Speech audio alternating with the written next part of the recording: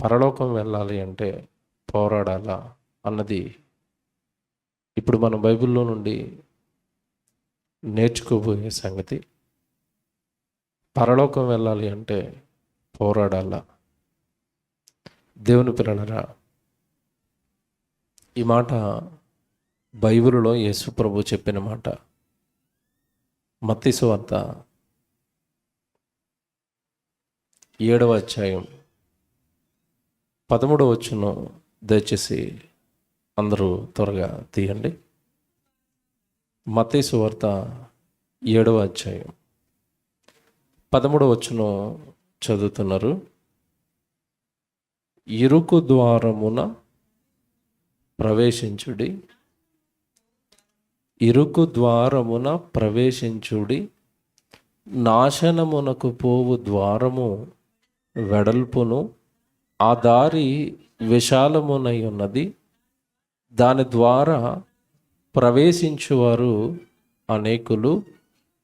జీవమునకు పోవు ద్వారము ఇరుకును, ఆ దారి సంకుచితమునై ఉన్నది, దానిని కనుగొనువారు కొందరే.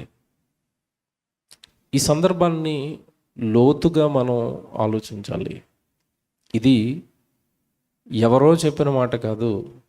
మనం ఎవరినైతే విశ్వసించామో, ఎవరినైతే మన రక్షకుడుగా మనం అంగీకరించామో, మన ప్రభువు భూమి మీద బ్రతుకున్న కాలంలో మాట్లాడిన మాట. ఏమని మాట్లాడుతున్నాడు అంటే, ఇదిగో మనిషి భూమి మీద బ్రతికేది 60-70 సంవత్సరాలే. 60-70 సంవత్సరాల తర్వాత ఈ శరీరం మట్టిలో కలుస్తుంది. ఈ శరీరానికి ఉన్న బంధాలన్నీ కూడా అదే రోజు మట్టిలో కలిసిపోతాయి. బ్రతుకున్నంత వరకే నాన్న, బ్రతికు ముగిసిన తర్వాత, శవం అయిపోయిన తర్వాత నాన్న అని పిలుస్తారా, శవం అని పిలుస్తారా? శవం. బంధం వీడిపోయిందా? వీడిపోయింది. బ్రతుకున్నంత కాలమే బంధాలు, బ్రతుకున్నంత కాలమే పదవులు, బ్రతుకున్నంత కాలమే అధికారాలు, బ్రతుకున్నంత కాలమే డబ్బు, బ్రతుకున్నంత కాలమే హోదా, బ్రతుకున్నంత కాలమే పగ, కక్ష, విభేదాలు. ఇది కాదు జీవితం, ఇదే జీవితం అని మోసపోకండి. ఈ జీవితం గురించే ఆలోచించి మరణం తర్వాత రాబోయే జీవితాన్ని పోగొట్టుకోకండి అని ప్రభువు మాట్లాడుతూ, ఇదిగో మనుషులకు మరణం తర్వాత మరొక జీవితం ఉంది. ఆ జీవితం నిత్య జీవానికి వెళ్ళాలా, నిత్య నాశనానికి వెళ్ళాలా అన్నది బ్రతుకున్నప్పుడే డిసైడ్ చేసుకోవాలి. ఈ బ్రతుకుతోనే ఆ బ్రతుకు ముడిపడి ఉంది అని ప్రభువు మాట్లాడుతూ, ప్రభు జ్ఞాపకం చేస్తూ, ఇదిగో మీ అందరికీ ప్రభువుగా నేను ఇచ్చే సజెషన్ ఏంటంటే, నేను ఇచ్చే సలహా ఏంటంటే, ఇరుకు మార్గమున ప్రవేశించుడి అన్నాడు. అదేనా 13 ప్రారంభపు మాట, తొలి మాట అదేనా 13? ఇరుకు ద్వారమున ప్రవేశించుడి. ఏమంటే నేను మాట్లాడుతానండి, ఇరుకు ద్వారంలో ప్రవేశించటానికి మనుషులు ఇష్టపడతారా? ఇష్టపడతారా? ఒక పక్కన పెద్ద హైవే రోడ్డు ఉంది, ఒక పక్కన గుంతల రోడ్డు ఉంది, బండి మధ్యలో ఉంది. ఏ రోడ్లో వెళ్ళడానికి ఇష్టపడతాం చెప్పండి? సహజంగా హైవే మీద హాయిగా ఉంటుంది. గుంతల రోడ్డు ఎలాగుంటుంది? చాలా కష్టంగా, బండి వెళుతుంటే కుదుపులకి నడుము పట్టేస్తూ ఉంటే, ఆ పెద్ద గొయ్యి ఉంటే అక్కడ పడిపోతే నా కాళ్ళుకో చేతికో దెబ్బలు తగిలితే, ఇరుకు ద్వారాన్ని ప్రవేశించటానికి మనుషులు ఇష్టపడరు. బాగా వినాలి, నా మాటలు కాదు ఇవి, ప్రభువి, మీ ప్రభువు మాట్లాడిన మాట అది. సహజంగా మన మనస్తత్వం సుఖాన్ని కోరుకుంటుంది, వెడల్పును కోరుకుంటుంది, ఏమంటే పెద్దదిగా ఉంటే బాగుండని కోరుకుంటుంది. కానీ మీ ప్రభుగా నేను చెప్తున్న మాట ఏంటంటే, మీరు మాత్రం దేన్ని కోరుకోవాలట? ఇరుకు మార్గమున ప్రవేశించుడి అన్నట్టే. అంటే విశాలమైన మార్గాన్ని విడిచిపెట్టండి, ఇరుకు మార్గాన్ని ఎన్నుకోండి. నా హితోపదేశం ఇది, మీ ప్రభువుగా, మీ రక్షకుడిగా. మీరు ఇరుకు మార్గంలో ప్రవేశించాలి అన్నట్టు. ఏమండి, నేను ఇందాక జ్ఞాపకం చేసినట్టుగా, ఇరుకు మార్గంలో ప్రవేశించేటప్పుడు, ఇరుకు మార్గంలో ప్రయాణం చేస్తున్నప్పుడు ఆయాసం, దుఃఖం, ఏడుపు, బాధ, కష్టాలు, కన్నీళ్ళు, వేదనలు, మాటలు, అవమానాలు, చేత్కారాలు చాలా ఎదురవుతాయి. అక్కడ మార్గము అనగానే మీరు ఏం ఆలోచించాలి అంటే, ఇరుకు మార్గమున ప్రవేశింప పోరాడుడి అంటే అర్థం ఏంటంటే, దేవుడు కొరకు బ్రతకటం ప్రారంభించండి. అది ఇరుకు మార్గం. లోకం కొరకు బ్రతకటం మీరు మీ ఇష్టం, మీ చేతుల్లో ఉంటుంది. ఆ మార్గం ఎలాగుంటుంది? విశాలంగా ఉంటుంది. లోకం కొరకు బ్రతికే మార్గం. ప్రభు దగ్గరకు వచ్చిన మార్గం మాత్రం కాస్త ఇరుకుగా ఉంటుంది. నేను వాక్యాలు చెప్తున్న సందర్భంలో ఒక యవనస్తుడు నా వాక్యం వినంటున్నాడు, అనే నాకు యేసుప్రభు అంటే చాలా ఇష్టం, అందులోనూ మీ ప్రసంగాలంటే నాకు ఇంకా బాగా ఇష్టం, నేను బాగా వింటాను మీవి, కానీ నాకు ఒక ప్రాబ్లం ఉంది ప్రభు దగ్గరికి రావడానికి. ఏంటి నాయనా నీ ప్రాబ్లం అంటే అంటున్నాడు, ప్రభు దగ్గరకు వస్తే సినిమాలు చూడకూడదట కదా, ప్రభు దగ్గరకు వస్తే మందు తాగకూడదట కదా, ప్రభు దగ్గరకు వస్తే రోడ్ల మీద అల్లరిచల్లరగా తిరగకూడదట కదా, పాప పనులు చేయకూడదట కదా. అవంటే నాకు బాగా ఇష్టం అన్నయ్య, నాకు ప్రభు అంటే ఇష్టం, అవంటే కూడా ఇష్టం అన్నాడు. ఎలాగుంది? మీకు ఏం అర్థమైంది?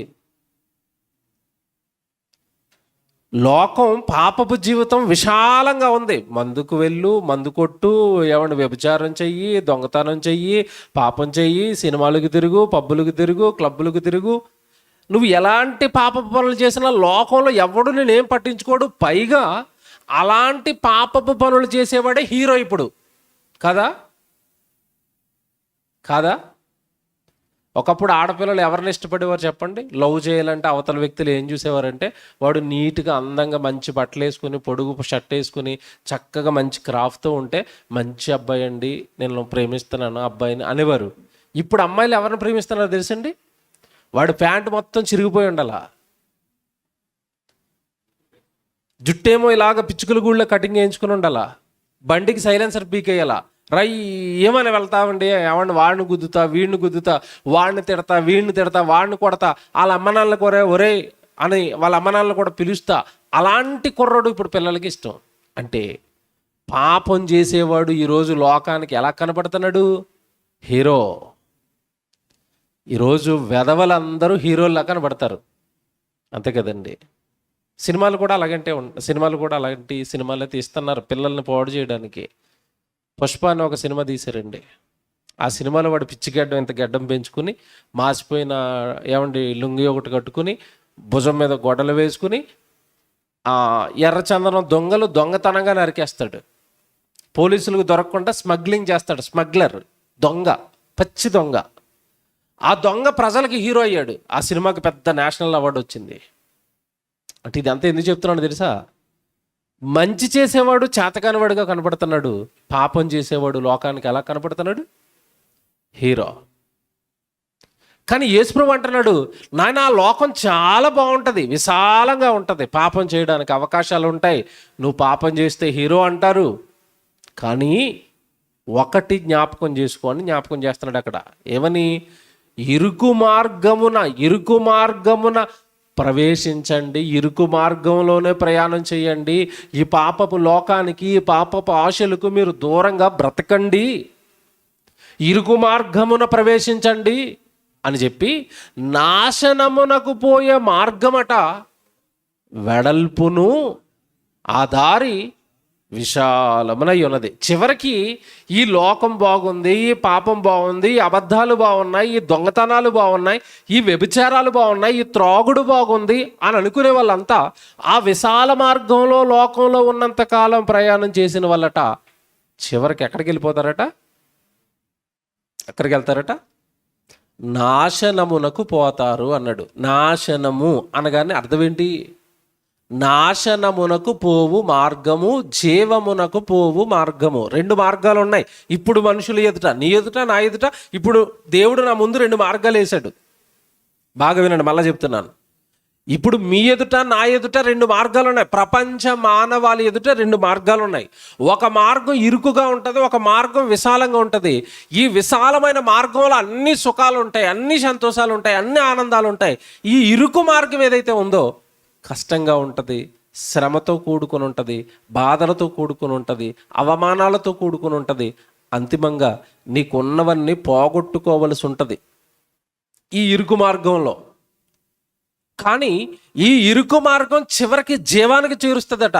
ఈ వెడల్పైన మార్గం, విశాలంగా ఉన్న ఈ మార్గం నాశనానికి చేరుస్తుందట. అంటే నువ్వు భూమి మీద ఉంటే, జాగ్రత్తగా వినాలి ఇది, నువ్వు భూమి మీద ఉండే ఈ 60-70 ఏళ్ల ఈ జీవితాన్ని ప్రభువుకిచ్చి, ప్రభు కోసం కష్టపడతాను, ప్రభు మాటకు తలొగ్గి పాపం చేయకుండా ఈ లోకపు ఆశలకు, ఈ లోకపు పాపాలకు నా జీవితాన్ని దూరం చేసుకుని నేను ప్రత్యేకమైన వ్యక్తిగా నేను నిలబడినప్పుడు లోకమంతా నన్ను దూషిస్తుంది, ద్వేషిస్తుంది, నిందలు వేస్తుంది. భక్తిపరుడుగా భక్తిని కొనసాగిస్తున్నందుకు, ప్రభు పనిని చేస్తున్నందుకు, సేవలు చేస్తున్నందుకు ఒక తప్పుడు వ్యక్తిగా నిన్ను చిత్రీకరిస్తుంది. ఒక తప్పుడు వ్యక్తిగా నీ మీద నిందలేస్తుంది. బెస్ట్ ఎగ్జాంపుల్ ఎవరో తెలుసండి దీనికి? యేసుప్రభు అండి. ఎవరికైనా ఒక్కరికి అన్యాయం చేశాడండి యేసుప్రభు? చేశాడా? ఒక్కరిని పల్లెత్తు ఒక మాట అన్నాడా? అనలేదండి. ఎవరిని ఏమనలేదు. వాళ్ళ పిల్లలకే కాళ్ళు ఇచ్చాడు, వాళ్ళ పిల్లలకే కళ్ళు ఇచ్చాడు, వాళ్ళ పిల్లలకే స్వస్థతలు చేశాడు, వాళ్ళ పిల్లలకే దెయ్యాలు వెళ్ళగొట్టాడు, వాళ్ళ పిల్లలకే రొట్టె చేపలు పెట్టాడు. అన్ని మేలులు వాళ్ళ పిల్లలకి చేస్తే అన్నీ వాళ్ళే అనుభవించి చివరికి యేసుక్రీస్తుల వారిని రోమా సామ్రాజ్యం ముందు ఎవరిగా నిలబెట్టారు? యూదులు. దోషి, నేరం చేసిన వాడు, నేరస్తుడు. ఆ బరబ్బనైనా విడిచిపెట్టండి, కానీ ఈ యేసుప్రభు మాకు వద్దని ఏ మేలులైతే పొందుకున్నారో వాళ్ళే సిలువేయించి చంపించేశారు ప్రభుని. కాదా? బాగా ఆలోచించండి. పోనీ యేసుప్రభు ఎవరికైనా అన్యాయం చేశాడా? ఎవరికైనా అక్రమం చేశాడా? ఎవరిదైనా దోచుకున్నాడా? ఎవరిదైనా తీసుకున్నాడా? ఎవరికైనా అన్యాయం చేశాడా? ఏమీ లేదండి. మనుషులను బాగు చేయాలనుకున్నాడు. అదే ఆయన మీద మోపిన నేరం. మమ్మల్ని ఎలా బాగు చేసేస్తావు నువ్వు? మాకెలా వాక్యాలు చెప్పేస్తావు? మమ్మల్ని ఎలా పరలోకానికి తీసుకెళ్ళిపోతానంటున్నావు? నువ్వు అక్కడవే తీసుకెళ్తావా పరలోకానికి? నువ్వు ఎక్కడవే వెళతావా పరలోకానికి? నువ్వు దేవుని కుమారుడువా? నిన్ను మేము నమ్మాలా? నిందల మీద నిందలు వేసి, నిందల మీద నిందలు వేసి చివరికి వాళ్ళ లోపలున్న కోపాన్నంతా కొరడా మీదకి తెచ్చి, వాళ్ళ కోపాన్నంతా కొరడా మీద చూపించి యేసుక్రీస్తుల వారి శరీరాన్ని చీల్చేసి, చంపి, సమాధి చేసి, అక్కడికి వాళ్ళ పగ తీరక, అక్కడికి కూడా వాళ్ళ అక్కసు తీరక చచ్చిపోయిన సమాధి కండి బండరాయి వేయించి కాపలా పెట్టించారా? మీకు విషయం చెప్పనండి, చరిత్రలో సమాధికి కాపలా పెట్టించుకున్న ఒకే ఒక్కడు యేసుప్రభు. ఎవరి సమాధికి కాపలా ఉండదు. కాపలా ఉంటుందండి? ఎవరి సమాధి అయినా చచ్చిపోయినాడు, అమ్మాయి అయిపోయాడు బాబు, ఇప్పుడుతో అయిపోయింది అని శుభ్రంగా అక్కడ పూజ చేసి ఇంటికి వెళ్ళిపోతారు. కానీ యేసుప్రభుకి అలా జరగలేదు. సమాధి చేసి, సమాధి మీద రాయి పొర్లించి అక్కడ సైనికులు నిలబెట్టారు. అంటే మంచి మార్గంలో ప్రయాణం చేస్తాను, దేవుడి వాక్యాలు చెబుతాను, దేవుడి వాక్యాలు చెప్పిస్తాను, ప్రభు కోసం బ్రతుకుతాను, ప్రభువులా జీవిస్తాను, పరలోకం వెళదాము, దేవుడి పని చేద్దాము అని ఎవ్వరు కూడానండి ఈ లోకానికి నచ్చరు. పాపం చేద్దాము, విందులు చేసుకుందాము, వినోదాలు చేసుకుందాము, పబ్బులకు వెళదాము, క్లబ్బులకు వెళదాము, వీళ్ళు లోకానికి బాగా నచ్చుతారు. మీకు మాట అడుగుతాను, మీరు బాగా ఆలోచించుకోండి, నిజమో కదా నాకు చెప్పండి. బైబిల్లో రాయించాడు దేవుడు ఆ మాట. అన్నీ చూపిస్తే టైం అయిపోద్ది, మీకు ఆకలేస్తుంది ఇప్పటికే, అందుకే చెప్పుకుంటూ వెళ్ళిపోతానండి ఇవన్నీ. అంతకుముందు మీరు మీ ఫ్రెండ్స్తో మందు తాగుతున్నారు అనుకోండి, మందు తాగుతున్నారు, వాళ్ళతో పాటు మందు తాగుతున్నారు, వాళ్ళతో పాటు మందు తాగుతున్నారు. ఒకానొక రోజు ప్రభు, వద్దురా నాయనా, నీకు వద్దు ఆ జీవితం వద్దని నిన్ను వాక్యంతో గద్దించాడు, నువ్వు మందు మానేశావు, ప్రభు దగ్గరికి వస్తున్నావు, నీ జీవితాన్ని క్షేమంగా కాపాడుకుంటున్నావు. మధ్యలో ఎప్పుడైనా ఒకానొక నాడు ఏదో ఫంక్షన్ వచ్చింది, నీ ఫ్రెండ్స్, పాత ఫ్రెండ్స్ మళ్ళా ఎదురై, ఒరేయ్ చాలా రోజులైంది కదరా మన ఇద్దరం కూర్చొని మందు తాగి, ఒక్కసారికి రారా అని నిన్ను పిలిచారు. అప్పుడు ఈయన ఏమంటాడు తెలుసండి? వాక్యం ఉన్న భక్తుడైతే ఏమంటాడు తెలుసా? వద్దురా, నేను ఆ పాత పాపపు జీవితాన్ని విడిచిపెట్టేశాను రా, నేను ఇక రాలేను, ప్రభు దగ్గరికి వెళతానని నేను బాప్తిసం తీసేసుకున్నాను, నేను రాలేను అనగానే వెంటనే వాళ్ళ నోట్లోంచి వచ్చే మాట ఏంటి చెప్పండి? బాగా ఆలోచించండి. ఏమంటారు వెంటనే? వచ్చాడండి భక్తుడు అంటారా అనరా? వచ్చాడండి భక్తుడు, నువ్వు అక్కడవే ఉన్నావు ఆ భూమి మీద భక్తుడివి. ఎంతమంది బాప్తీసం తీసుకుని మాతో పాటు తిరగటం లేదురా? ఎంతమంది బాప్తీసం తీసుకుని మాతో పాటు మందు తాగటం లేదురా? నీకేం తెలియదురా, నువ్వు అమాయకుడురా అంటారా అనరా? అంటే ఎలాగైనా సరే వీడితో మరలా ఏం చేయించాలి? పాపము చేయించాలి, తప్పు చేయించాలి, వ్యభిచారం చేయించాలి, దొంగతనం చేయించాలి. ఏమండి, ఒకప్పుడు ఇశ్రాయేలీయులండి దేవుడు ఆజ్ఞలు చేతుల్లో పెట్టుకుని కూడా అన్ని జనులతో కలిసిపోయారు. దేవుడు దాన్ని పెద్ద నేరంగా పరిగణించాడు, ఇశ్రాయేలు జాతిని సర్వనాశనం చేశాడు. ఈరోజు మనమేమి దేవుడికి అతీతం కాదు. క్రైస్తవులంగా ఈరోజు మనం బైబిల్ కలిగి ఉన్నాం. మనకు ఒక నీతి, నిజాయితీ, పవిత్రత, పరిశుద్ధత, యథార్థత ఇవన్నీ కూడా ప్రభు మనలో చూడాలని కోరుకున్నాడు. కానీ ఈరోజున్న ఏమంటే క్రైస్తవ్యంలో ఎలాగున్నారంటే, ఎక్కడ ఈ నీతి, ఏమంటే నేను న్యాయంగా ఉండాలి, యథార్థంగా ఉండాలి, నేను ప్రభువుని నమ్మాను, ఒక అన్యజనుడు బ్రతుకుతున్నట్టుగా బ్రతకూడదు, వాళ్ళు ఆలోచిస్తున్నట్టుగా ఆలోచించకూడదు, వాళ్ళు చేస్తున్నట్టుగా చేయకూడదని ఆ స్పృహ, వాక్య సంబంధమైన స్పృహ కోల్పోయారు.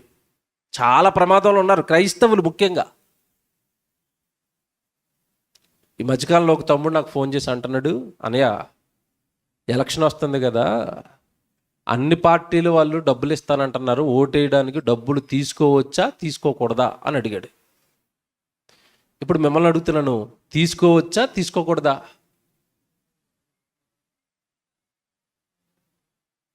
బాగా ఆలోచించి చెప్పండి, తీసుకోవచ్చా తీసుకోకూడదా?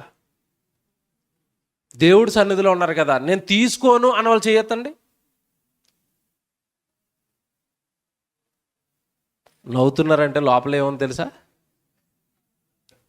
అందరు తీసుకున్నప్పుడు మేము ఎందుకు వదిలేస్తామండి 3000, అంతేనా?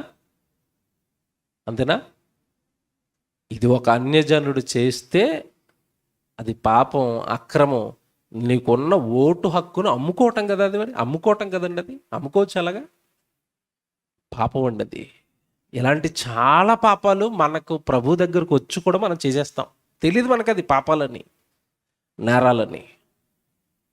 నేను క్రైస్తవుడిని, ఏ నాయకుడు నాకు నచ్చితే ఆ నాయకుడికి ఓటేస్తాను, ఏ నాయకుడు మాకు మంచి చేస్తే ఆ నాయకుడికి ఓటేస్తాను, నువ్వు వద్దు, నీ డబ్బులు వద్దు పో అంటారా ఎవరైనా?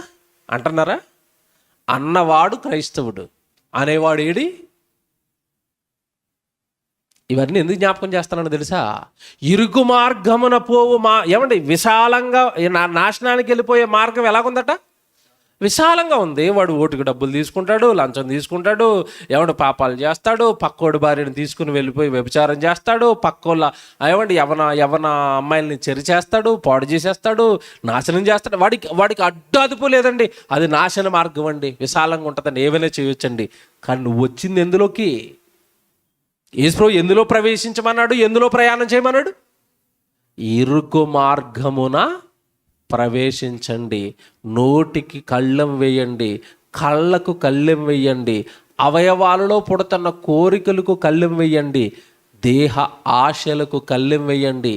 ఈ జీవితం కొంచెం కష్టంగా ఉంటుంది, కానీ ఇందులోనే మీరు పరలోకానికి ప్రయాణం చేయాలి. ఎంతమందికి అర్థమయ్యాడు ప్రభు? ఇప్పుడు చెప్పండి, అర్థమయ్యాడా? ఇప్పుడు చెప్తాను, జాగ్రత్తగా వినండి. నువ్వు నీతిగా ఉంటాను, నువ్వు న్యాయంగా ఉంటానంటే ఇందాక చెప్పాను కదా, చుట్టూ ఉన్నవాడు నిన్ను ఉండనివ్వరు, నిన్ను పరిశుద్ధంగా బ్రతకనివ్వరు, నిన్ను పవిత్రుడిగా ఉండనివ్వరు. జాగ్రత్తగా వినాలి, ఇక్కడి నుంచి జాగ్రత్తగా వినాలి పాఠం. నేను ఇలాగే నీతిగా న్యాయంగా దేవుడి కొరకు బ్రతుకుతాను అంటే నిన్ను చాలామంది చాలా రూపాలలో నీతో పాపం చేయించడానికి, నిన్ను వాక్యాన్ని మీరి నువ్వు బ్రతికేటట్టుగా నిన్ను ప్రేరేపిస్తూ ఉంటారు. అప్పుడు ఏం చేయాలని చెప్పాడు యేసు ప్రభు? ఇదే సందర్భం లోకగారు రాస్తారు. ఇదే సందర్భం లోకగారు రాశారు. మళ్ళీ లోకగారు ఇదే సందర్భాన్ని చెబుతూ ఆయన ఎక్స్ట్రాగా ఒక హింట్ ఇచ్చాడు. ఇలా ఇరుకు మార్గములో పరలోకం ప్రవేశించాలంటే ఈ కష్టాలన్నింటినీ దాటుకుని నువ్వు ఒక పని చేయాలన్నాడు. లూకాసు వార్త 13వ అధ్యాయం 20 వచనం చదువుదాం.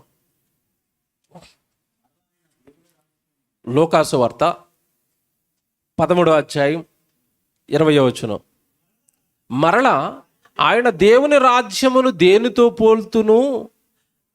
ఒక స్త్రీ తీసుకొని అంతయు పులిసి పొంగు వరకు 3 కొంచెము పిండి దానిలో పెట్టిన పుల్లని పిండిని పోలి ఉన్నదని చెప్పాను. ఈ పైన 20వ వచనం ఎందుకు చదివించానంటే, యేసుక్రీస్తుల వారు ఈ భూమి మీద ఉండే 60-70 ఏళ్ల ఈ జీవితం ముగిసిపోయిన తర్వాత వెళ్ళవలసిన పరలోకాన్ని మానవులకు అర్థం చేయించడానికి, ఆ పరలోకం ఎంత బాగుంటుందో, ఆ పరలోకం ఎంత గొప్పదో చెప్పడానికి అనేక రకాల ఉపమానాలు వాడాడు.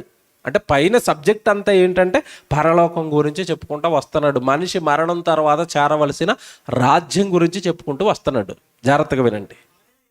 అలా చెప్పుకుంటూ వస్తుంటే ఒక అతను ఈ పరలోక రాజ్యపు ప్రసంగాలన్నీ వినంటున్నాడు. తర్వాత మాటలో 22లో, ఆయన యెరూషలేమునకు ప్రయాణమైపోవచ్చు, బోధించుచు పట్టణముల్లోను గ్రామముల్లోనూ సంచారం చేయుచుండెను. అందులో ఒకడు వచ్చాడండి, ఈ బోధ అంతా వింటున్నాడు. ఏ బోధ విన్నాడు? నువ్వు పరలోకానికి వెళ్ళాలి, పరలోక రాజ్యం చాలా గొప్పది, మానవ జీవితం 60-70 ఏళ్ళు, ఈ జీవితం మీద ఆశలు చంపుకుని పరలోకం పైన మమకారం పెంచుకోండి. 60-70 ఏళ్ల తర్వాత మట్టిలో కలిసిపోయి ఈ దేహం గురించి ఆలోచించి ఆత్మకు అన్యాయం చేసుకోకుండా అది యుగయుగాలు ఉండాలి అని చెప్పి ఆత్మను గురించిన బోధ ప్రభు చేసిన తర్వాత ఒకడికి కాస్త సబ్జెక్ట్ అర్థమయ్యి వాడు యేసుప్రభు దగ్గరికి వచ్చాడు. ఒకడు అన్నాడు చూసారా, 23లో ఒకడు ప్రభువా, రక్షణ పొందువారు కొద్దిమందేనా? ఆగండి. వాడు ప్రసంగాలు విన్న తర్వాత ప్రసంగాల సారం వాడికి ఏమర్థమైంది? రక్షణ పొందువారు కొద్దిమందేనా అన్నాడు. ఏమంటే వాడికి ఆ డౌట్ ఎందుకు వచ్చింది చెప్పండి? ఇందాక మీరు ఓటుకి డబ్బులు ఎంతమంది తీసుకుంటారంటే అందరు నవ్వారు కదా. యేసుప్రభు ప్రసంగాలు వింటున్న వాళ్ళు అందరు కూడా అలాగే ఉన్నారు. నువ్వేమైనా చెప్పుకో, మాకు నచ్చింది మేము చేస్తాం. అది పాపమన్నా మేము మానం, అది అన్యాయం అన్నా మేము మానం, అది అక్రమం అన్నా మేము మానం. ఆ పాపానికి, అన్యాయాలకి, అక్రమాలకి మేము అలవాటు పడిపోయామని ప్రజలందరూ ప్రభు బోధ వింటున్నారు, వెళ్ళి వాళ్ళు చేయవలసిన పాపాలన్నీ చేస్తున్నారు. ఇదంతా ఒకడు చూసి అంటున్నాడు, ప్రభువా, నీ బోధలను అనుసరించిన తర్వాత, నీ బోధలను విన్న తర్వాత నాకు ఒకటి అర్థమైపోయింది. రక్షణ పొందేవాళ్ళు కొద్దిమందేనా, పరలోకానికి వెళ్ళేది కొద్దిమందేనా అన్నాడు. ఈ మాట మన క్రైస్తవ్యంలోనే చాలామందికి నచ్చదండి. కొద్దిమంది అంటే మనోళ్ళకి నచ్చదు, చాలామంది సేవకులు కూడా ఒప్పుకోరు దీన్ని. కానీ నువ్వు ఒప్పుకోనంత మాత్రాన నిజం అబద్ధం అవ్వదు. రక్షణ పొందేవారు కొద్దిమందేనా అన్నప్పుడు, ఒకవేళ ఎక్కువ మంది అనుకోండి, యేసుప్రభు వెంటనే ఏమనాలో తెలుసా? ఒరే, నీకు అర్థం అవ్వలేదు, కొద్దిమంది కాదు ఎక్కువ మంది అనాలి అన్నాడా యేసుప్రభు? అక్కడ చూడండి, రక్షణ పొందేవారు కొద్దిమందేనా, రక్షణ పొందేవారు కొద్దిమందేనా అన్నాడు. అప్పుడు యేసుప్రభు ఏమంటున్నాడు? ఆయన వారిని చూచి, ఇరుకు ద్వారమున ప్రవేశింప పోరాడుడి, అనేకులు ప్రవేశింప చూతురు. అంటే ఆ మార్గం ఉందని తెలుసు, ఆ మార్గంలో వెళితే పరలోకం వెళతామని తెలుసు, అనేకులు ప్రవేశించాలని చూస్తారట. నెక్స్ట్, కానీ వారి వలన కాదు. కన్ఫర్మ్. పరలోకం ఉందని తెలుసు, పరలోకానికి వెళ్ళాలని తెలుసు, పరలోకం వెళ్ళాలంటే నీతిగా, న్యాయంగా, యథార్థంగా, పాపం చేయకుండా బ్రతకాలని తెలుసు, సేవ చెయ్యాలి అని తెలుసు, ప్రభుకి ఇవ్వాలని తెలుసు, ప్రభు కొరకు జీవితం ఇవ్వాలని తెలుసు, పని చెయ్యాలని తెలుసు, సర్వలోకానికి వెళ్ళి సర్వ సృష్టికి సువార్తను ప్రకటించండి అన్న వాక్యము ఎన్నోసార్లు చదివారు, విన్నారు. మేము వింటాం, చదువుతాం, కానీ ఏనాడు మా బ్రతుకుల్లో వాక్యాలను మేము పాటించినప్పుడు పరలోకం వెళ్ళాం కదా. బాగా వినండి, వింటే పరలోకం వెళతామా, చేసి పాటిస్తే పరలోకం వెళతామా? పాటిస్తే. కానీ యేసుప్రభు ఏమంటున్నాడు? ఈ ఇరుకు మార్గం ఉందని అనేక మందికి తెలుసు, అనేకులు ప్రవేశింపచూతురు కానీ వారి వలన కాదు. ఈ మాటను బట్టి పరలోకానికి వెళ్ళేవారు ఎక్కువ మందా కొద్ది మంది నాకు చెప్పండి. వాడికి వచ్చిన డౌట్ కరెక్టా కాదా? రక్షణ పొందువారు కొద్దిమందేనా, పరలోకాన్ని చూచేది కొద్దిమందేనా? కొద్దిమందేనండి, కొద్దిమందే. ఎలాగో చెప్తాను, జాగ్రత్తగా వినండి. ఇది మీకు కొన్ని భూమి మీద జరుగుతున్నవి చెప్తే కానీ మీకు అర్థమవుతావు. పరలోకానికి వెళ్ళేది కొద్దిమందేనా? ఎస్, కొద్దిమందే. చాలామంది కానిస్టేబుల్ పోస్టులు పడినప్పుడు, ఎస్ఐ పోస్టులు పడినప్పుడు ఎస్ఐ అవ్వడానికి, కానిస్టేబుల్ అవ్వడానికి గ్రౌండ్లోకి వెళ్తారు పరుగు పెట్టడానికి. అందరూ ఎస్ఐలు అయిపోతారా? కొంతమంది అవుతారా? బాగా బాగా ఆలోచించి చెప్పండి నాకు. అక్కడ పరుగు పందెం ఉంటుంది. ఎవరైతే బాగా పరిగెడతారో ఆ పరుగు పందెంలో ఎవరైతే ఫస్ట్ వస్తారో, సెకండ్ వస్తారో, లేదా టైంకి ఎవరైతే పరిగెట్టారో వాళ్ళని ఎస్ఐగా సెలెక్ట్ చేస్తారు. మిగతా వాళ్ళందరినీ నువ్వు అన్ఫిట్, నువ్వు ఫెయిల్ అయిపోయావు, వెళ్ళిపో అంటారు. ఇప్పుడు ఒక ఎస్ఐ పోస్ట్కి అందరినీ తీసుకున్నప్పుడు పరలోకానికి దేవుడు అందరినీ తీసేసుకుంటాడా? ఆలోచించుకోండి బాగా. స్కూల్కి 100 మంది వెళ్తారు, స్కూల్కి 1000 మంది వెళ్తారు. స్కూల్కి వెళ్ళిన 1000 మంది అందరూ కూడా కలెక్టర్లు అయిపోతారా? కొంతమంది అవుతారా?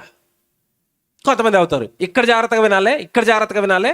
ఆ కలెక్టర్ అయిన అతను అడగండి, నువ్వే కలెక్టర్ ఎందుకు అయ్యావని అడిగితే ఏం చెప్తాడో తెలుసా? రోజుకు 18 గంటలు చదువుకున్నాను నిద్రపోకుండా అంటాడు. అంటే ఆ స్థితికి రావడానికి, ఆ స్థితికి అతను వెళ్ళడానికి ఈ భూమి మీద ఉండగా అతను ఏం చేశాడు? కష్టపడ్డాడు. ఎస్ఐలో మొదట వచ్చేసిన అతను అడగండి, ఏమంటే మీరు ఎంత అలా స్పీడ్గా ముందెళ్ళిపోయి ఎలాగండి ఆ ఉద్యోగం కొట్టేశారంటే, ఆ ట్రైనింగ్లోనికి లేదా ఆ ఫీల్డ్లోనికి ఆ రోజు నేను ఆ రన్నింగ్ రేసులోకి రావడానికి ముందు ప్రతిరోజు తెల్లవారుజామున 3 గంటలకు లేచిపోయి రోడ్ల మీద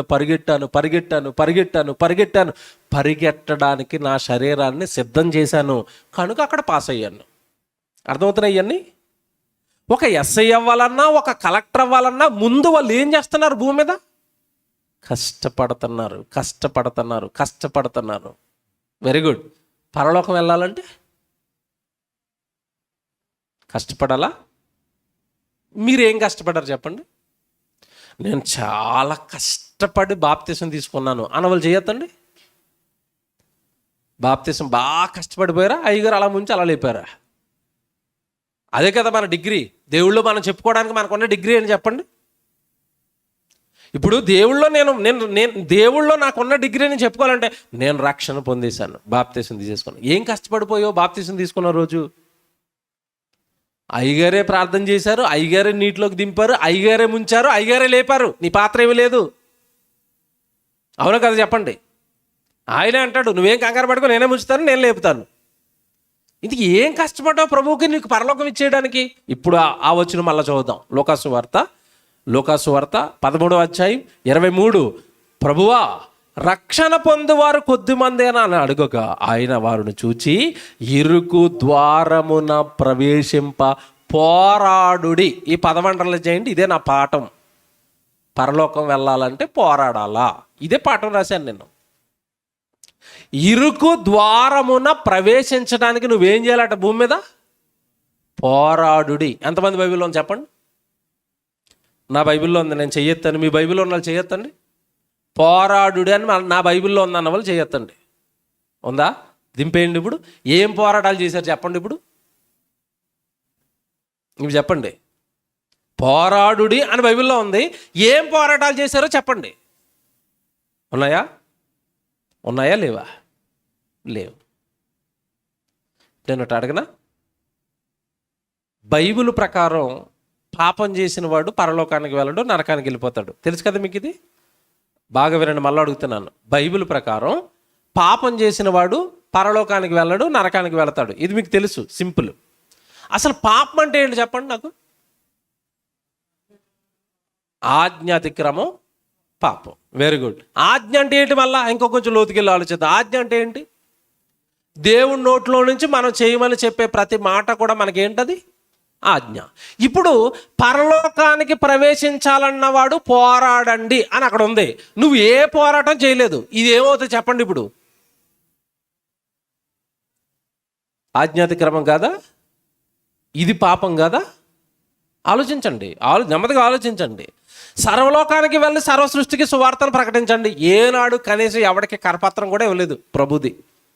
అది ఆజ్ఞాతిక్రమం కాదా? అది పాపం కాదా? నిన్ను కన్నాడు. జాగ్రత్తగా వినండి, దేవుడు ఇవన్నీ ఎందుకు చేయమంటున్నాడు చెప్తాను నేను. నిన్ను కనడానికి తల్లి గర్భంలో 270 రోజులు దేవుడు కష్టపడ్డాడు ఈ దేహం కట్టడానికి. అంతేనా? నువ్వు కట్టుకున్నావా? మీ అమ్మ కట్టిందా? మీ నాన్న కట్టాడా ఈ దేహాన్ని? ఎవరు కట్టారు? దేవుడు కట్టాడు. దేవుడు కట్టిన దేహం దేవుడు పనికి ఉపయోగపడనప్పుడు అది పాపం కాదా? ఆలోచించండి. నోరు నీదా? నువ్వు తిడతావు, బూతులు తిడతావని చేశాడా? నోరు ఆయన గురించి చెప్తావని చేశాడా? ఆయన గురించి చెప్తావని. నీ కళ్ళు లోకంలో ఉన్నవన్నీ చూస్తావని చేశాడా? ఆయన వాక్యము ఆయన కార్యాలు చూస్తావని చేశాడా? చూసారా? ఆయన కళ్ళు ఆయనకు ఉపయోగపడవు, ఆయన చేతులు ఆయనకు ఉపయోగపడవు, ఆయన కాళ్ళు ఆయనకు ఉపయోగపడవు, టోటల్గా ఆయన దేహం ఆయనకు ఉపయోగపడదు. పైగా ఆయనకు ఉపయోగపడకపోయినా పర్వాలేదు, ఆయన కట్టుకున్న ఆ దేహంతో ఆయన కళ్ళ ముందే ఆయనకు నచ్చని పాపాలు చేస్తూ ఉంటే పరలోకానికి తీసుకుంటాడా? అందుకే వాడికి అర్థమైపోయింది, యేసుప్రభు బోధలు విన్నవాడికి, ప్రభు నాకు ఒకటి అర్థమైంది, రక్షణ పొందువారు కొద్దిమందేనా? చాలా మందిలో ఇంకొక మొండు ధైర్యం ఉంటుంది. ఏంటో మొండు ధైర్యం అంటే, నేను బాప్తీసం తీసుకున్నాను, దేవుడు నాకు పరలోకాన్ని ఇచ్చేస్తాడు. నిజమే. అసలు తీర్పు ఎక్కడ స్టార్ట్ చేస్తానన్నాడు తెలుసా? జడ్జిమెంట్ ఎక్కడ స్టార్ట్ అవుతుందో తెలుసా? బయట కాదు, నమ్మని వాడి దగ్గర కాదు. తీర్పు ఇంటి యొద్దనే ఆరంభమగును. ఇల్లు అంటే సంఘం, సంఘములో ప్రారంభమవుతుంది తీర్పు. బ్రతికావా? దేవుడి కోసం బ్రతకలేదా? దేవుడు నీకు ప్రతి వారము సేవకుడి ద్వారా వినిపిస్తున్న వాక్యాలు పాటించావా? పాటించలేదా? పైగా పరలోకం వెళ్ళాలంటే పోరాటం చెయ్యన్నాను ఈ లోకంతో, నువ్వు ఎంతవరకు పోరాటం చేసావని అడుగుతాడు. ఇంతకీ పోరాటం అంటే ఏంటండి? ఇరుకు మార్గమున ప్రవేశింప ఏం చేయాలట? పోరాడితే కానీ ఆ మార్గంలో నువ్వు ముందుకు వెళ్ళలేవని అర్థం. దేవుడు పని చేయాలి అంటే ఎన్ని పోరాటాలు ఉంటాయి తెలుసండి. మీరు ఇక్కడ ఇప్పుడు చెప్తాను, పోరాటం ఎలాగ ఉంటుందో చెప్తాను, జాగ్రత్తగా వినండి. మీరు ఇక్కడ మహా అయితే 11 గంటలకు వచ్చి కూర్చున్నారా? 12 గంటలకు వచ్చి కూర్చున్నారా? 11కి వచ్చారండి ఎవరన్నా? 12కి వచ్చారు, 12 తర్వాత వచ్చారు. ఇప్పుడు టైం ఎంత? 2:30. దేవుడి సన్నిధిలో మీరు కూర్చున్నది ఎంతసేపు? 2:30 గంటలు. బాగా వినండి. 2:30 గంటలు కూర్చున్న మీరు ఇంకొక అరగంట గంట సేపు నేను వాక్యం చెప్పానంటే ఖచ్చితంగా పైకి అనకపోయినా లోపల అందరూ తిట్టుకుంటారు నన్ను. నాకు తెలుసు అది. ఈయన ఖాళీగా ఉన్నాడు, మైక్ దొరికింది, మమ్మల్ని చంపేస్తున్నాడు. లోపల అదే ఫీలింగు. దేవుడి మాటలు చెప్పినా సరే ఆ దేవుడి మాటల మీద మనసు ఉండదు. కానీ మీకు ఈ గంట సేపు 40 నిమిషాలు వాక్యం చెప్పడానికి నేను చేసిన ప్రయాణం చెప్తాను, బాగా ఆలోచించుకోండి. నేను నిన్న పశ్చిమ గోదావరి జిల్లా, ఆంధ్రప్రదేశ్లో పశ్చిమ గోదావరి జిల్లాలో తాడేపల్లిగూడానికి దగ్గరలో ఉన్న కవిటం అనే ఒక ఊర్లో ఉన్నాను రాత్రి సభలో. ఆ సభ నాకు ముగిసేసరికి రాత్రి 11 అయింది. ఆ సభ ముగించుకుని అక్కడ నుండి నా ప్రయాణం ప్రారంభించాను. రాత్రి 11కు నా ప్రయాణం ప్రారంభించాను. రాత్రి 11కి అక్కడి నుంచి ఆ దగ్గరగా ఉన్న రైల్వే స్టేషన్కి వచ్చి అక్కడ ట్రైన్ ఎక్కి, ఆ ట్రైన్ వరంగల్ వచ్చేంత వరకు ట్రైన్లో కూర్చుని వరంగల్లో ట్రైన్ దిగి, అక్కడ మళ్ళీ మా పిల్లలు టైంకి కారు వేసుకుని హైదరాబాద్ నుంచి వచ్చారు కనుక ఆ కారులో రాగలిగాను. లేదంటే అక్కడి నుంచి కరీంనగర్కి ఒక బస్సు పెట్టుకుని, కరీంనగర్ నుంచి మళ్ళీ సిరిసిల్లకు ఒక బస్సు పెట్టుకుని, సిరిసిల్ల నుంచి మళ్ళీ మీ వనపల్లికి ఒక ఊరు పట్టుకుని నేను ఇక్కడికి వచ్చేసరికి 12 అయింది. రాత్రి 11కు ప్రయాణం ప్రారంభిస్తే ఉదయం ఎన్ని గంటలకు ప్రయాణం అయింది? అంటే ఎన్ని గంటల ప్రయాణం చేశాను నేను? 13 గంటలు ప్రయాణం చేశాను ఈ అరగంట వాక్యం చెప్పడానికి. 13 గంటల కంటిన్యూ ప్రయాణం చేస్తే శరీరం సహకరిస్తుందా? మీరు చెప్పండి. ఇవే పోరాటాలు, మేము చేస్తున్న పోరాటాలు. మా ఆరోగ్యాలు పోగొట్టుకుని, మా కుటుంబాలను విడిచిపెట్టి, మళ్ళీ చెప్తున్నాను, మా ఆరోగ్యాలను పోగొట్టుకుని, మా ఆరోగ్యాలను ఖర్చు పెట్టి, మా దేహంలో ఉన్న ఆరోగ్యం అంతా ఈ ప్రయాణాలకు, లేమికి ఏమండి ఇదంతా ఇచ్చేసి, శరీరం బలహీనపరుస్తున్న, తలంతా నొప్పొస్తున్న, కళ్ళన్నీ భారంగా మారిపోయిన, కాళ్ళన్నీ లాగుతున్న, శరీరం బాధ పెడుతున్న ఆ శరీరంతో పోరాడి ఇది ఇక్కడ దేవుడి సన్నిధిలో నిలబడ్డాను నేను.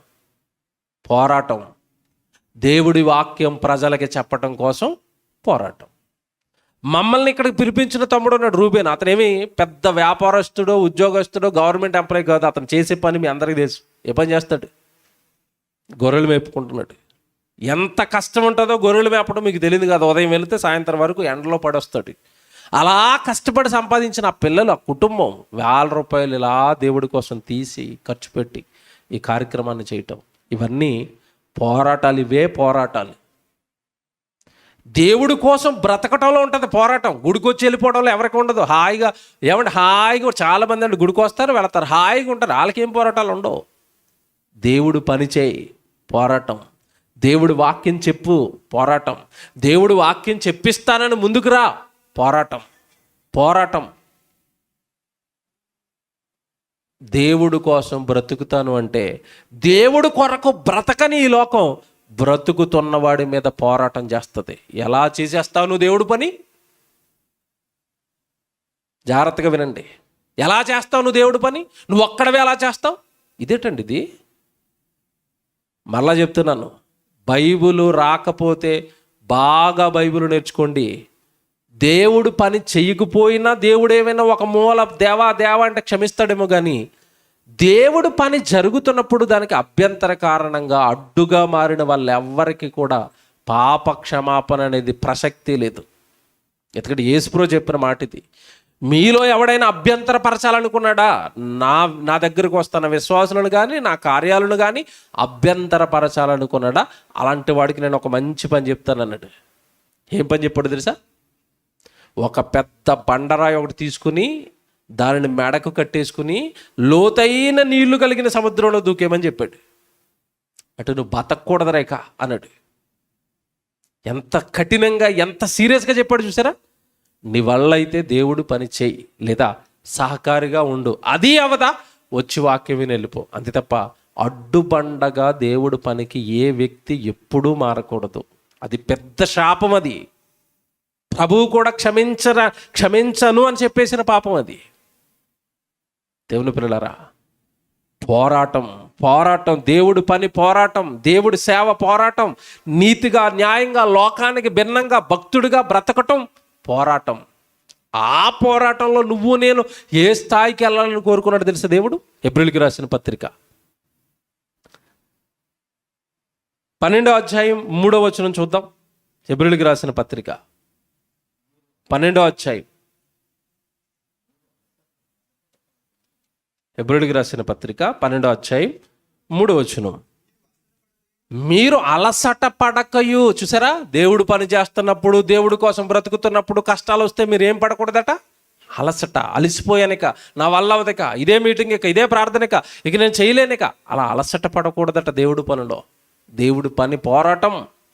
మీరు అలసట పడకయు మీ ప్రాణములు వెసకకయు ఉండునట్లు పాపాత్ములు తనకు వ్యతిరేకముగా చేసిన తిరస్కారం అంతయు ఓర్చుకొనిన ఆయనను తలంచుకొనుడి. ఆయన ఎవరింతకీ? ఎవరిని తలుచుకోమంటున్నాడు? యేసుక్రీస్తుల వారిని ఒకసారి తలుచుకోనండి. పాపాత్ములంతా ఆయనకు వ్యతిరేకంగా తిరస్కారం చేశారు. అదే చెప్పాను ప్రారంభంలో మీకు.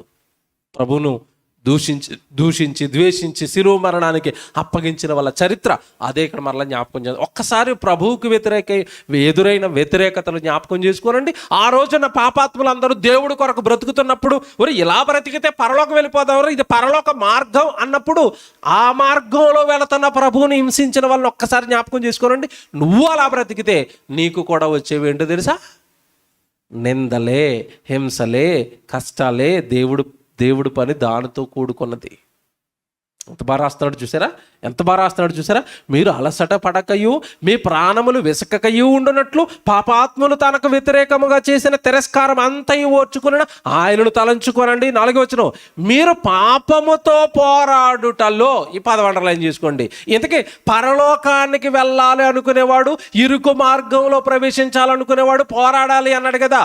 ఇంతకీ దేవునితో పోరాటం చేయాలి మనం ఇప్పుడు. పాపముతో పోరాటం, పాపాత్ములతో పోరాటం. అర్థమవుతుందా?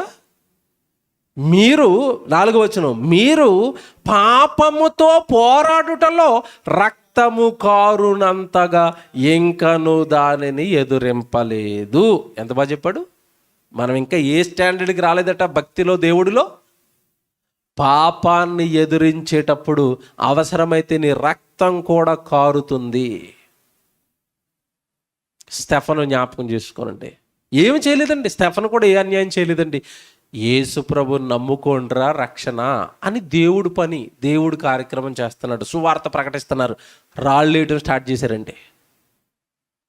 స్టెఫనును రాళ్లతో కొట్టడం ప్రారంభించారు, కొడుతున్నారు. రాయి వచ్చి తగిలితేనండి ఏం కారుతుంది చెప్పండి? రాయి ఇచ్చి కొడితే ఏం కారుతుంది? నిన్ననో మొన్ననో మీరు వార్త చూసారా? జగన్మోహన్ రెడ్డి గారిని ఎవరో ఒక రాయి ఇచ్చి కొట్టేశారట. దానికి టీవీ వాళ్ళండి, ఏ టీవీ పెట్టండి జగన్ గారిని కొట్టేశారు, ఏ టీవీ పెట్టండి జగన్ గారిని కొట్టేశారు. ఎన్ని రాయిలు ఇచ్చి కొట్టేశారు జగన్ గారిని? ఒకటే. ఒక్క రాయిచ్చికి జగన్ గారిని కొడితే టీవీ వాళ్ళు ఎన్ని చూపిస్తే స్టెఫన్ గారిని ఎన్ని టీవీలో చూపించాలా? ఒక రాయా స్టెఫన్ గారిని ఇసి కొడతా?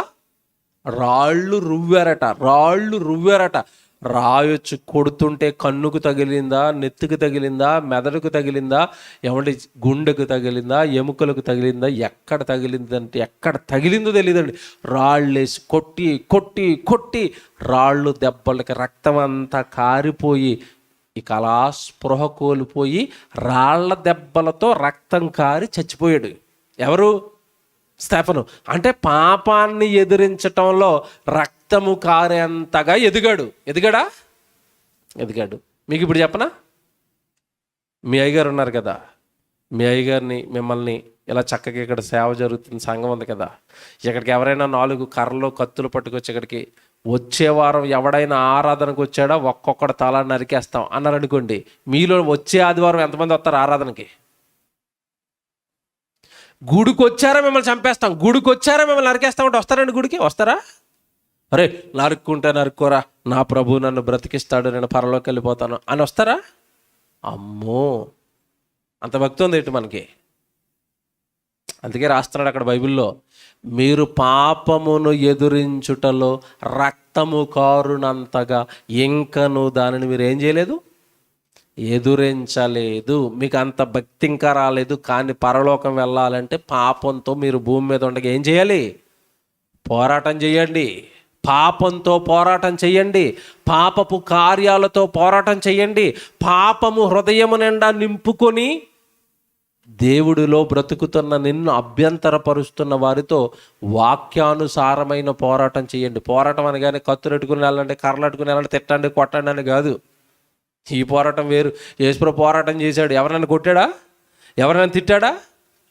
వాక్య సంబంధమైన పోరాటం, వాక్యముతో పోరాటం, అంతే తప్ప. ఏమండి, నేను చాలామందిలో చూస్తున్నదండి, బాగా వినండి, పరలోకం మిస్ అయిపోతారు. సహోదరుడికి మధ్యలో ఏదైనా విభేదం వచ్చింది, ఏదైనా చిన్న మనస్పర్ధ వచ్చింది అనుకోండి, లోకంలో ఉన్న వాళ్ళైతే మనస్పర్ధలు వస్తే కొట్టుకుంటారు, తిట్టుకుంటారు, లేదా తప్పుడుగా ఈ వ్యక్తి గురించి అతను తప్పుడుగా మాట్లాడతాడు, ఆ వ్యక్తి గురించి ఇతను తప్పుడుగా మాట్లాడతారు. మీకు తెలియదు కాదు లోకంలో జరిగేది. కానీ క్రైస్తవ్యంలోకి వచ్చిన తర్వాత దేవుడు చెప్పిన మాటలు ఏంటో తెలుసండి. ఒక సహోదరుడు నీ ఎడల తప్పుదేం చేస్తే ఏం చేయమని చెప్పాడు చెప్పండి బైబిల్లో? ఏం చేయాలి బైబిల్ ప్రకారం? క్రైస్తవుడు ఏం చేయాలి చెప్పండి? క్షమించాలి. క్షమించండి అనగానే పేతురు గారు ఓ రోజు యేసుప్రభు దగ్గర అంటున్నారు, అయ్యా మీరు క్షమ నేర్పారు కదా, నా సహోదరుడు నా ఎడల తప్పుదేం చేశాడు, నేను ఎన్నిసార్లు క్షమించాలి? 7 మారుల మట్టుగా అన్నాడు పేతురు గారు. ఎన్నిసార్లు అన్నాడు? అంటే నేను నా సహోదరుని 7 తప్పులు చేశాడు, క్షమిస్తే సరిపోద్దా అన్నాడు. పేతురు గారు స్టాండర్డ్ ఎంత ఉందంటే, నేను 7 సార్లు వరకు నేను ఓకేనండి, ఆడు ఏం చేసినా 7 సార్లు క్షమిస్తాను అన్నాడు. మనమైతే ఏమంటాం? అమ్మో 7 సార్లు తప్పులు చేసినా క్షమిస్తావు, నువ్వు చాలా భక్తుడివే అని మనం అనుకుంటాం. యేసుప్రభు ఏమన్నాడు తెలుసా? సరిపోద్దన్నాడా? సరిపోదన్నాడా? సరిపోదు పేతురు ఆ స్టాండర్డ్ పరలోకానికి. మరి ఏం చేయాలి ప్రభా? ఎన్నిసార్లు క్షమించాలో ఒకటి తప్పు చేస్తే?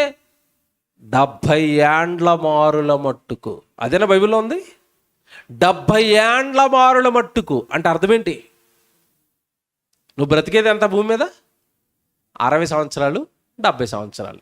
నువ్వు బ్రతికినంతకాలం వాడు పాపం చేస్తూనే ఉంటాడు, నేను ఇబ్బంది పెడుతూనే ఉంటాడు, నేను ఏదో అంటూనే ఉంటాడు. నువ్వు వాడి జీవితకాలం ఏం చేస్తూ ఉండాలి? క్షమించుకో. నువ్వు బ్రతుకున్నంత కాలం క్షమించు. క్షమ ఎక్కడుంది చెప్పండి? క్రైస్తవుని క్షమ ఉందా? ఏదైనా విభేదం వస్తే, ఏదైనా చిన్న మనస్పర్ధ వస్తే, ఆ వ్యక్తిని ఎలాగ ప్రజలందరి మధ్యలో తప్పుడు వ్యక్తిగా చిత్రీకరించాలి, ఎలా తప్పుడు వ్యక్తిగా చూపించాలి అని తపన. క్రైస్తవ్యమా ఇది? లోపల క్రీస్తున్నాడా? ప్రభు వలన ఏమంటే పరిశుద్ధపరచబడిన వ్యక్త?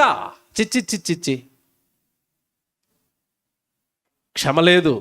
ఆ వ్యక్తిని తప్పు పట్టడం, ఆ వ్యక్తి కుటుంబాన్ని అలరపాలు చేయాలని చూడడం, ఆ వాళ్ళ గురించి తప్పుడుగా అందరి దగ్గర ప్రచారం చేయటం.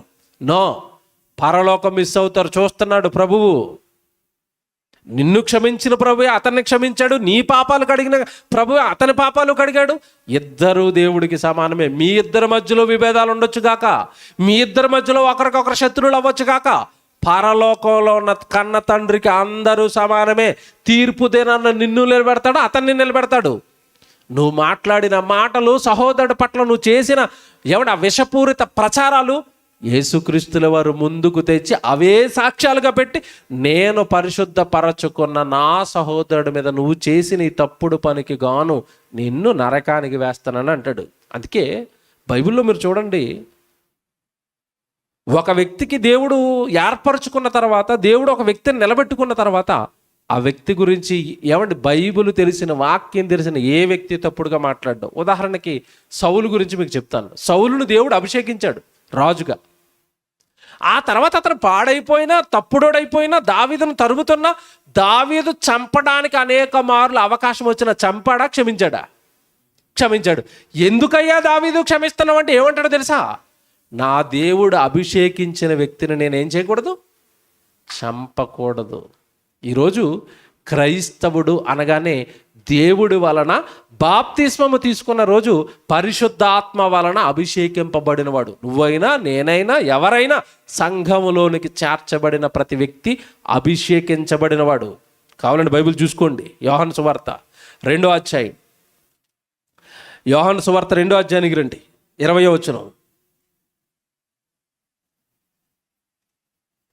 యోహాను సువార్త 2వ అధ్యాయము 20వ వచనం. 2వ అధ్యాయం 20. 1 యోహాను 2:20. 1 యోహాను 2వ అధ్యాయము 20వ వచనం. అయితే మీరు 1 యోహాను 2వ అధ్యాయము 20వ వచనం జాగ్రత్తగా రాసుకోండి. 1 యోహాను 2:20. అయితే మీరు అన్నాడు. మీరు అనగానే ఇక్కడ ఎవరిని ఉద్దేశించి చెప్తున్నాడు ఇది? మీరు అనగానే ఎవరు? సంఘము, బాప్తిస్మము తీసుకున్నవారు. అయితే మీరు సంఘం, మీరు పరిశుద్ధిని వలన అభిషేకము పొందినవారు గనుక. సంఘానికి ఏమొచ్చిందట? పరిశుద్ధిని వలన ఏం పొందారట? రక్తాభిషేకం జరిగింది మనందరికీ. యేసుక్రీస్తుల వారు రక్తంతో కడిగాడు మన పాపాలన్నీ. పైగా పరిశుద్ధుడు అయిన నీలోనికి పరిశుద్ధాత్మ దేవుడిని అందరికీ ఇచ్చాడు. ఇది ఈ క్రైస్తవుడికి జరిగిన అభిషేకం. అలా అభిషేకింపబడిన ఒక సహోదరుడు గురించి అభిషేకింపబడిన నువ్వు తప్పుడుగా మాట్లాడితే ఎంత ప్రమాదం అది. ఇదేనండి మనం తెలుసో తెలియకో, నేను ఇవన్నీ ఎందుకు చెప్తున్నానంటే, మనం తెలుసో తెలియకో చేసే పాపాలు ఇవి. ఈ పాపాలతో మనం పోరాడాలి వాక్యానుసారంగా. అతడు పాపం చేయొచ్చు కాక నేను పాపం చేయను. సౌలు తరుముతున్నాడు చంపడానికి, అతను తరుముతాడేమో, నేను దొరికితే అతను చంపేస్తాడేమో, కానీ అతను దొరికితే నేను చంపను. దావీదు ఈ జ్ఞానం నీకు ఉండాలి, ఈ జ్ఞానం నాకు ఉండాలి. పాపముతో పోరాడటంలో ఎదగాలి. అప్పుడే మనం ఎక్కడికి వెళ్తాం? పరలోకానికి. యేసుప్రభువు చెప్పిన మాట, పరలోక రాజ్యంలోనికి కావాలా, పరలోకం నువ్వు చూడాలా, పరలోకం నువ్వు వెళ్ళాలా, ఇరుకు మార్గమున ప్రవేశింప పోరాడుడి. అర్థమైందా? పోరాటం, పాపంతో పోరాటం, ఈ లోక సంబంధమైన పాపముతో నిండుకుపోయిన వ్యక్తులతో పోరాటం, వాక్యానికి భిన్నమైన వాటితో పోరాటం, వాక్యానికి భిన్నంగా మనల్ని నడిపించే వాటితో, ప్రతి దానితోనూ క్రైస్తవుడు పోరాడాలి. నేను పోరాడి తిని అంటాడు పౌలు గారు. చూస్తారా మాట? ఎఫెసీయులకు రాసిన పత్రిక. నేను పోరాటం చేశాను. పౌలు గారు ఏం పోరాటం చేశాడు? ఎక్కడైనా యుద్ధాలు చేశాడా? కత్తులు పట్టుకున్నాడా? ఏం చేశాడు చెప్పండి. ఎఫెసీయులకు రాసిన పత్రిక మీరు తీయండి. ఎఫెసీయులకు రాసిన పత్రిక చెప్పండి అన్నది 6వ అధ్యాయం 12వ వచనం. ఎలయనగా మనము పోరాడున్నది శరీరులతో కాదు కానీ ప్రధానులతోనూ. చూసారా, మన పోరాటం ఎవరితోనట? శరీరులతో కాదు, ప్రధానులతోనూ అధికారులతోనూ ప్రస్తుత అంధకార సంబంధమగు లోకనాథులతోనూ ఆకాశమండలమందున్న దురాత్మల సమూహములతోనూ పోరాడుచున్నాము. మనకి పోరాటం ఉంది, అపవాది సైన్యంతో పోరాటం, దేవుడికి భిన్నంగా అపవాది కట్టిన కోటలతో పోరాటం. ఈ పోరాటం ఎలాగుంటుందంటే, పౌలు గారు ఒక సందర్భంలో అంటారు, మీ అందరికీ తెలుసు, నేను ఎఫెసులో మృగములతో పోరాడి తిని అంటాడు కొరింథీ పత్రికలో. ఎఫెసులో మృగాలతో పోరాడాడట. కొరింథీయులకు రాసిన మొదటి పత్రిక చూడండి, పోరాటం చూడండి ఎలాగుందో. కొరింథీయులకు రాసిన మొదటి పత్రిక 15వ అధ్యాయం 32వ వచనం. కొరింథీయులకు రాసిన మొదటి పత్రిక 15వ అధ్యాయం 32వ వచనం. మనుష్య రీతిగా నేను ఎఫెసులో మృగములతో పోరాడిన ఎడల నాకు లాభమేమి. ఎఫెసులోనట దేంతో పోరాడాడట? మృగాలు అంటే ఏమండి, సింహాలతోనో పులులతోనో ఎలుగుబండులతోనో పోరాడా? ఏమండి, ఈ దురాత్మల సమూహం పట్టేసి, అపవాది పట్టి వాళ్ళని దుర్మార్గులుగా, దుష్టులుగా, మృగాలుగా మారిపోయిన మనుషులతో పౌలు గారు పోరాటం చేశాడు. పోరాటాలు చేసి నేను పెట్టిన టైటిల్ మీకు అర్థమైంది కదా. పరలోకం వెళ్ళాలంటే ఏం చేయాలి? పోరాడాలి కదా. ఈ పోరాటాలు చేసి చివరిలో ఏమంటున్నాడు తెలుసా? తిమోతికి రాసిన 2వ పత్రిక, ఈ మాట జాగ్రత్తగా రాసుకోండి. తిమోతికి రాసిన 2వ పత్రిక 4వ అధ్యాయం 7వ వచనం. తిమోతికి రాసిన 2వ పత్రిక 4వ అధ్యాయం 7వ వచనం. మంచి పోరాటము పోరాడి తిని. పౌలు గారు ఏం చేశారట? మరి పౌలు గారిలో పోరాటాలు ఉన్నాయి, నీలోను నాలోని. ఏవి? దేవుడి కోసం పోరాటాలు, సువార్త కోసం, సంఘాల వ్యాప్తి కోసం, ఆత్మల రక్షణ కోసం. ఏవి పోరాటాలు? ఎంత రాస్తున్నాడు చూసారా? మంచి పోరాటము పోరాడి తిని నా పరుగు కడముట్టించి తిని విశ్వాసమును కాపాడుకొని తిని ఇక మీదట నా కొరకు నీతి కిరీటము ఉంచబడి ఉన్నది, నేను పరలోకానికి వెళ్ళిపోతాను. చూసారా, మొదటి మాట, ఈ చివరి మాట ఒకసారి పక్కన పెట్టుకోండి. యేసుప్రభువు అంటున్నాడు, ఇరుకు మార్గమున ప్రవేశింప పోరాడు. చివరికి వచ్చేసరికి పౌలు గారు ఏమంటున్నారు? మంచి పోరాటము పోరాడి తిని ఇదిగో నా కొరకు నీతి కిరీటం రెడీగా ఉంది. ఇదికి ఏం పోరాడారు పౌలు గారు? పాపం నిండుకుపోయిన వ్యక్తులతో, అపవాది సంబంధులుగా మారిపోయి పోయి సేవకు అడ్డంకులుగా మారిపోయిన వ్యక్తులతో, సువార్తను అడ్డగించిన వ్యక్తులతో పోరాటాలు చేశాడు. చివరికి తన పరుగును ఏం చేశాడట? కడముట్టించి తిని ఇదిగో నా కొరకు నీతి కిరీటం సిద్ధముగా ఉన్నది. ఇప్పుడు దీని అంతటిని బట్టి ఇప్పుడు మీకు కూడా అర్థం అవ్వాలి, పరలోకం వెళ్ళాలంటే మనం కూడా ఏం చేయాలి? పోరాడాలి. వచ్చి ప్రార్థన చేసుకుని ఇంటికి వెళ్ళిపోతానంటే పరలోకము రాదు. స్కూల్కి వచ్చి ఇంటికి వెళ్ళిపోతానంటే చదువు వస్తుంది వాడికి? ఏమైనా పాస్ అవుతాడా? కలెక్టర్ అవుతాడా? ఇంటికి వచ్చిన తర్వాత హోంవర్క్ చేయాలి కదండి, మరలా చదవాలి కదండి, బాగా దాని మీద ఆసక్తి పెంచుకోవాలి కదండి. అవి ఏవి లేనప్పుడు పిల్లడు ఎలా ఫెయిల్ అవుతాడో. నేను గుడికి వస్తాను, వెళతాను, బైబిల్ చదువుకోను, బైబిల్ నేర్చుకోను, సువార్త చేయను, పని చేయను, నా కష్టార్జితాన్ని ఏమైనా దాచి సంఘానికి ఇవ్వను, సేవకుడికి ఇవ్వను, సువార్తకి ఇవ్వను, ఏ ప్రార్థనలో నా వల్ల జరిగించను. ఇవేవి జరగకపోతే మనకెక్కడ వస్తుందండి పరలోకం? ఒకవేళ నువ్వు అలాంటివి చేస్తానని నువ్వు ప్రారంభించు, వెంటనే నీ కుటుంబంలోనే నీకు పోరాటం ప్రారంభమవుతుంది. నీ కుటుంబంలో ఉన్న వాళ్ళే నీకు శత్రువులు అవుతారు. దేవుడు పని చేస్తానంటే, దేవుడి దగ్గరికి వెళతానంటే. నిన్న సభ అంతా అయిపోయిన తర్వాత ఒక ఆవిడ నా దగ్గరికి వచ్చిందంటే, ప్రార్థన చేయండి అన్నయ్య అని వచ్చింది. సహజంగా ప్రార్థన చేయమన్నప్పుడు అందరూ ఏమడుగుతారు? నా ఆరోగ్యం కోసం ప్రార్థన చేయండి, చదువు కోసం ప్రార్థన చేయండి, ఉద్యోగం కోసం ప్రార్థన చేయండి అని అడుగుతారు. ఆవిడ ఏమడుగుతుందో తెలుసండి నా దగ్గరికి వచ్చి ప్రార్థన, అన్నయ్య ఒక సేవకుడిగా నీతో చెప్పుకుంటున్నాను నా బాధ అంతా. నేను సేవకురాల్ని, సేవ ప్రారంభించాను ఒక ప్రాంతంలో. నేను ఎప్పుడైతే సేవ చేస్తానో, సంఘాన్ని కడతాను అన్నానో, మా ఇంట్లో ఉన్న నా భర్త, నా పిల్లలు, మా అమ్మ, మా నాన్న, మా అక్క, మా చెల్లి అందరూ నాకు వ్యతిరేకమైపోయారు. అందరూ నన్ను దూషిస్తున్నారు, అందరూ నన్ను ద్వేషిస్తున్నారు, అందరూ నన్ను తోలనాడుతున్నారు. ఎవరు సరిగా నాతో మాట్లాడటం లేదు, ప్రేమగా నాతో ఎవరో ఉండటం లేదు. నేను సేవ చేస్తానన్నప్పటి నుంచి వాళ్ళందరూ నాకు దూరం అయిపోయారు.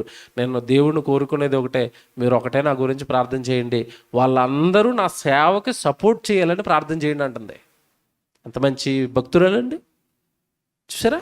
ఆవిడకి ఏం పట్టిందని ఇంట్లో వంటలు చేసుకుంటూ ఉండిపోతుంది కదా, చికెన్ కూర మటన్ కూర, ఆడపిల్లలాగా, అందరూ ఆడపిల్లలాగా. సేవ చేస్తాను, సంఘాన్ని కడతాను, వాక్యం చెప్తాను, ఆత్మలు రక్షిస్తాను అనగానే ఇంట్లోనే ప్రారంభమైపోయింది ఆవిడికి. ఏం ప్రారంభమైంది? పోరాటం.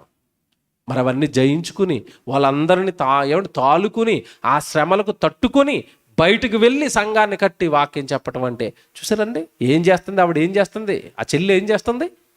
పోరాటం. నీ జీవితంలో ఏమున్నాయి ఆలోచించుకో. పోరాడితే కానీ ఎవ్వరికి దేవుడు పరలోకము ఇవ్వడు. ఫస్ట్ ప్రైజ్ ఇవ్వాలనుకోండి, ఈ ఆటలో పాల్గొన్న అతను ఆటలో అంతసేపు ఏం చేయాలి చెప్పండి? గెలవడానికి పోరాడాలి, అంతేనా? గెలవడానికి పోరాడిన వాడికి ఏమిస్తారు? ఫస్ట్. కొంచెం పోరాడాడు కానీ కొంచెం ఎఫర్ట్ తక్కువ పెట్టాడు, ఆడికి ఏమొస్తుంది? సెకండ్. ఇంకా కొంచెం తక్కువ పెట్టాడు, ఆడికి థర్డ్. తర్వాత ఎవరికైనా ప్రైజ్ వస్తుందా? మీరు సరిగా పోరాడలేదు, రప్పండి మీరు అందరు ఇంటికి. ప్రభు దగ్గరికి వచ్చిన తర్వాత నీ ఆత్మను నువ్వు రక్షించుకోవడానికి, 4 ఆత్మలను రక్షించడానికి, కనీసం నీ కుటుంబాన్ని రక్షించుకోవడానికి దేవుడి కోసం నువ్వు ఏ పోరాటం చేస్తున్నావు, అదే నీకు పరలోకం ఇస్తుంది.